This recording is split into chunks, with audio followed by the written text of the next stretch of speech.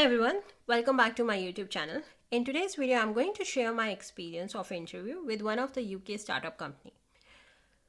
In this video, I'm going to start with when and how I started applying, and then I will take you through the interview process. And at the last, I'm gonna share the summary. So I decided to leave Oracle and take a 6 months of break. And then I thought that the way market was going, no one was getting calls. So I thought that let me at least enable my open to work over LinkedIn. So after 2 months, 3 months, the way market was going, I will get a lead. But to my surprise, when I enabled it, within 2 days, a recruiter reached out to me over LinkedIn. So the recruiter reached out to me and he told me that there's an opening about he shared the company's details with me, and he asked me if how is my situation. And this is a very common question in UK. The situation means that how actively you are looking for, are you on notice period, or you have already left, how many offers you have, all these things they wanted to know. So we both decided to jump on a call to discuss. So over the call I told him that I just put down my paper and I thought that I will take at least 6 months to get a call, but to my surprise within 2 days you reach out to me, so you are the first recruiter. So I am ready in the market. And he shared the details about the company. So the in UK there is a bank, Tide Bank, which is a very popular bank. The founder of that, he actually started his company, which is a low and no code tool. I have already worked in Oracle and before that on such tools, so I was fine with that. Also, the company was not like startup.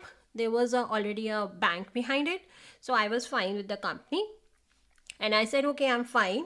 He shared a lot of videos with me about the company to understand that what kind of work they are doing.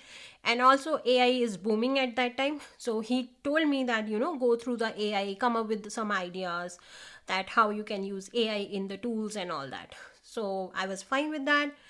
Uh, Same day in the evening, he told me that the company is happy with my profile and they wanted to schedule the interview. So next day I had my first round. It was with the CTO. The first round he gave me a problem and he asked me to write the code.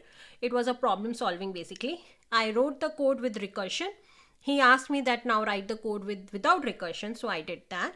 Then he asked me to write the test cases. He said do not write like proper code for the test cases, but at least write that what all test cases you are gonna cover for this problem. Basically he wanted to know that how many edge cases I can identify. So I identified 2 3 edge cases, and then he asked me to implement the same edge cases in the code, which I did. And then we had the discussion over low code, no code, React.js, JavaScript, UX experience, all these things. Then I got to know that my first round is clear. I moved to the second round, where I actually met CTO and the senior engineer.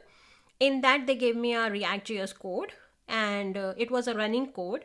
Uh, the the code was something that there were two drop downs. The data is coming from some APIs. When you change one drop down, the other drop downs value change. Plus there is a message outside both drop down that also change, something like this. So they asked me that can you write the test cases for this whole application. I wrote the test cases for that. Then they started asking me to implement the features. So they were asking me to implement back to back features on that code, and I was changing the code. Plus while I was changing, I was making sure that the code reusability maintained, the code quality is there. So just to give you an example, whenever I have seen that we developers do machine code and the interviewer gave us the existing code, we don't think of reusability, of creating separate components, naming conventions and all, but I did that.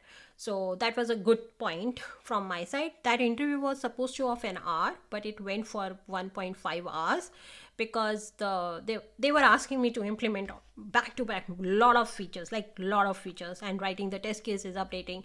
So yeah, it was a fun, but yeah, I got tired after an hour, that how much I have to do, because there is always pressure of live coding and thinking and making sure that everything is working. And then I got to know that my that round is also clear, and then I went into the third round. So in the third round, the first round was with the UX designer, where he gave me a design, and it was a discussion round where we discussed about how, as an engineer, is this design possible, what are the things I can suggest, how I can improve it. They were like, he gave me a very basic design, but when I started, working with him in collaboration, it became a very big design to be implemented. There were few places where I myself felt that I was not great, but yeah, overall I enjoyed that exercise, because I felt in that exercise I went and I saw the problem, which is very basic, but actually there were a lot of hidden places, and I was able to, expand or scale that problem. And I able to see that whenever a designer is, or anyone is pitching an idea, I can help to look beyond that particular feature, because there are 10 of other places which we need to implement or fixes. So once that is done, that was of an hour. Then I had a system design round with CTO. It was not a system design problem like implement notification or Twitter clone or the normal problems we saw everywhere. It was not like that. It was related to low code or no code tool, what they were building. And it was from anything like, they started with a small problem, and I have to take it till the deployment, maintenance, versions controlling, and so many things. There were few places where I was not able to, convince my approaches, technical approach very well. But overall it was very good. Technology wise, it was not a limitation, but I picked React.js, that I will go through the React.js approach. It was a very good problem, to be honest. But yeah, I knew that there were 2-3 places I was not great in explaining my approaches, but it went for an hour or so, I think more than that. But yeah, and then I got the so first these interview took a week, and there was not any situation where I have to follow up with the recruiter. And then after 2 days of my final interview, I got the mail that they are not going ahead with my profile. So I requested for a feedback, because generally when you get rejection emails here in UK, you get a whole feedback with that. But I didn't receive any feedback from them till now, which is fine. And I'm fine with that. To be honest, I was expecting, because it would be my first round after a year or so, after working at Oracle.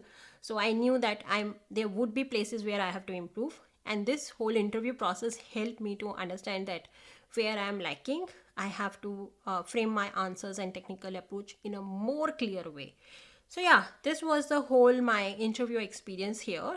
Overall, I enjoyed it, especially my confidence in doing pair programming, live coding. I felt that I was very comfortable, and writing test cases also. Now to summarize, where you should be focusing, definitely you should be focusing on writing the test cases. That's why I was making so many videos on my channel on testing, because I have seen this change here.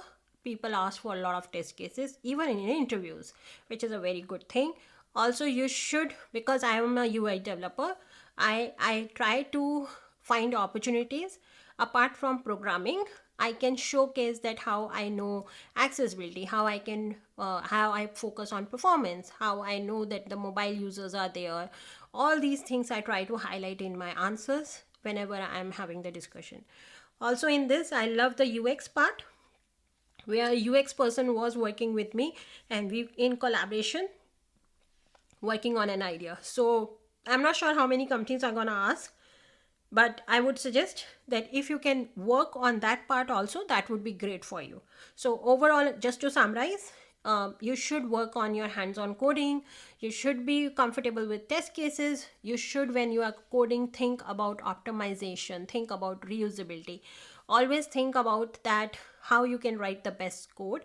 It's not just about getting the output, but also writing the best code.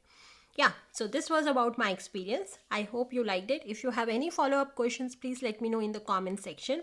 I have given a few of the interviews, so I will try to make more videos so that you folks can get idea. Thank you so much. Take care. Bye.